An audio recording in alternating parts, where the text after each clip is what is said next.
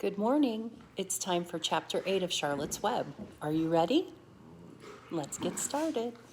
Chapter 8, A Talk at Home. On Sunday morning, Mr. and Mrs. Arable and Fern were sitting at breakfast in the kitchen. Avery had finished and was upstairs looking for his slingshot. "Do you know that Uncle Homer's goslings hatched?" asked Fern. "How many?" asked Mr. Arable. "7," replied Fern. "There were 8 eggs, but one didn't hatch, and the goose told Templeton she didn't want it anymore, so he took it away." "The goose did what?" asked Mrs. Arable, gazing at her daughter with a worried look. "Told Templeton she didn't want the egg anymore," repeated Fern. "Who is Templeton?" asked Mrs. Arable. "He's the rat," said Fern. "None of us like him much." "Who's us?" asked Mr. Arable. "Oh, everybody in the barn cellar. Wilbur and the sheep and the lambs and the goose and the gander and the goslings and Charlotte and me." "Charlotte?" said Mrs. Arable. "Who's Charlotte?" "She's Wilbur's best friend.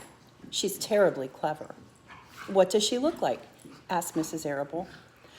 "Well," said Fern thoughtfully, "she has 8 legs. All spiders do, I guess."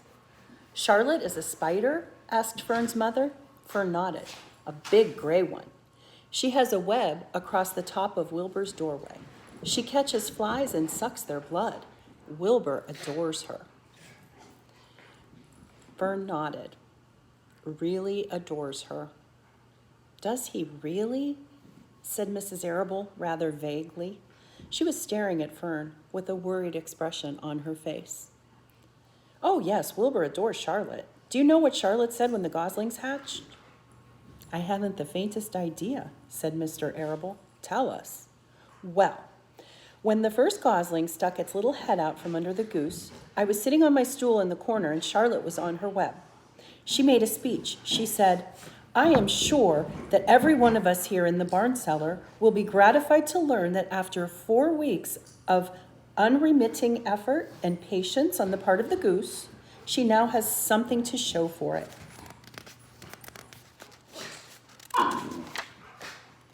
"Don't you think that was a pleasant thing for her to say?" "Yes, I do," said Mrs. Arable. "And now, Fern, it's time to get ready for Sunday school. And tell Avery to get ready. And this afternoon you can tell me more about what goes on in Uncle Homer's barn. Aren't you spending quite a lot of time there? You almost go there every afternoon, don't you?" "I like it there," said Fern. She wiped her mouth and ran upstairs. After she left the room, Mrs. Arable spoke in a low voice to her husband. "I worry about Fern," she said.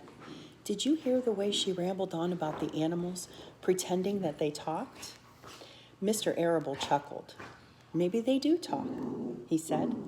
"I've sometimes wondered. At any rate, don't worry about Fern.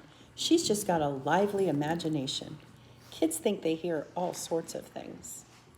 Just the same, I do worry about her. I think I should ask Dr. Dorian about the next time I see him. He loves Fern almost as much as we do, and I want him to know how oddly she is acting about that pig and everything. I don't think it's normal. You know perfectly well animals don't talk."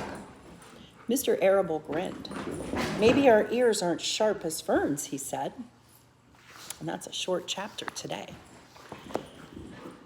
I will be doing a math lesson on the number line. That's going to show up in your slides today. And I hope everybody's doing well. It's actually Sunday. I'm taping this a day early. And I'm dressed to go for a run. So as soon as I do your lesson on the number line, I am going to head out and run. Okay, miss you. Talk to you later.